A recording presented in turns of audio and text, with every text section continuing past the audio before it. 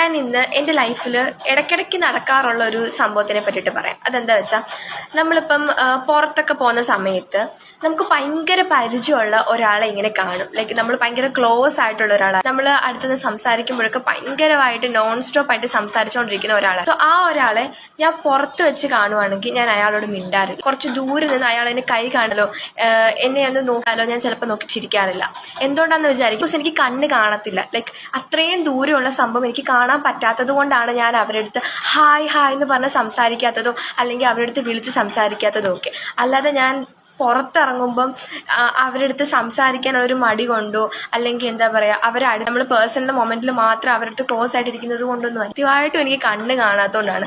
കാരണം കുറേ പേര് എൻ്റെ അടുത്ത് പിന്നെ ഒന്ന് ചോദിക്കും, നിന്നെ ഞാൻ അവിടെ വെച്ച് കണ്ടായിരുന്നല്ലോ, നീ എന്തുകൊണ്ടാണ് എൻ്റെ അടുത്ത് നീ അവിടെ നിന്നേന്ന് എനിക്ക് മനസ്സിലാവാത്തത് കൊണ്ടാണ്. അപ്പോൾ ഇനിയെങ്കിലും അതൊന്ന് ജസ്റ്റ് നോട്ട് ചെയ്യുക. ഈ കണ്ണാടി വെക്കുന്ന പിള്ളേർക്കൊക്കെ ഉള്ളൂ കുഴപ്പമാണെങ്കിലും അതൊന്ന് പറയാനായിട്ട് വന്നത്.